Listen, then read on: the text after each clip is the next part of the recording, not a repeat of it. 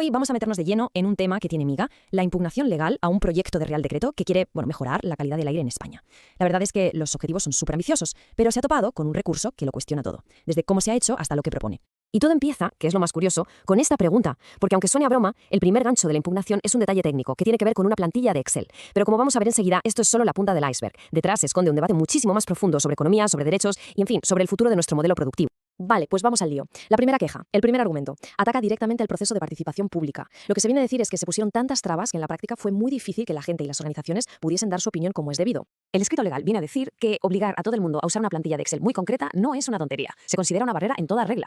Pero como decía, este tema del formato es solo la anécdota, la excusa para entrar en el verdadero meollo de la cuestión, que está en los números.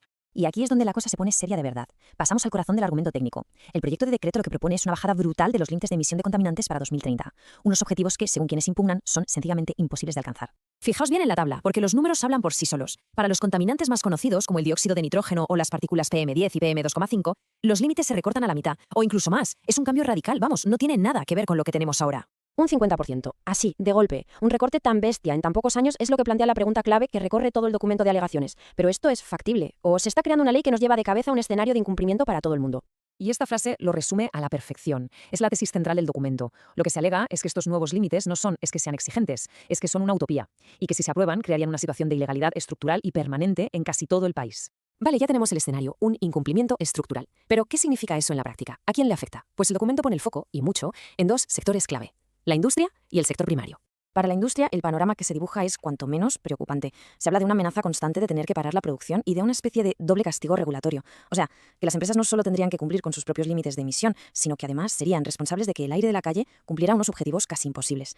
El resultado, según el texto, es una inseguridad jurídica total que podría empujar a las empresas a irse a otros países. Y ojo que el sector primario no se queda atrás. El documento subraya el nuevo control sobre el amoníaco, un gas que está directamente ligado a la ganadería. La preocupación aquí es que todas estas nuevas exigencias, sin un estudio serio de lo que van a costar, pongan en peligro la supervivencia de miles de granjas, sobre todo las familiares y las que están en el mundo rural. Se llega a hablar incluso de un riesgo para la soberanía alimentaria del país. Y claro, después de la industria y el campo, ¿quién viene? Pues los ciudadanos. Vamos a ver cómo se traduce todo esto en consecuencias directas para la gente de a pie, sobre todo en lo que toca a la movilidad y al derecho de propiedad.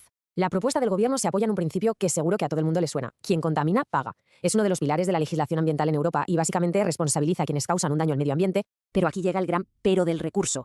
Se argumenta que este principio se está aplicando mal, que se está retorciendo, que se pensó para grandes empresas que contaminan a gran escala, no para un ciudadano particular que se compró un coche que en su momento era perfectamente legal, que pasaba la ITV y que pagaba todos sus impuestos. Y esto nos lleva a otra cuestión de fondo que plantea el documento: la retroactividad. La alegación viene a decir que, en la práctica, se está castigando a la gente por decisiones que tomó en el pasado y que eran totalmente legales. Comprar un coche con una etiqueta ambiental concreta era legal, y ahora, de repente, ese mismo coche podría tener prohibido circular. Y que nadie piense que esto es algo que afecta a poca gente. Estamos hablando de cifras enormes. El propio recurso destaca que las zonas de bajas emisiones, que se endurecerían con estos nuevos límites, afectan a municipios donde viven casi 24 millones de personas. Es la mitad de la población del país. Gente cuya vida diaria, cuyo trabajo y cuya forma de moverse se verían directamente alteradas. Y con todo esto sobre la mesa, llegamos al argumento final, al cierre de toda la impugnación.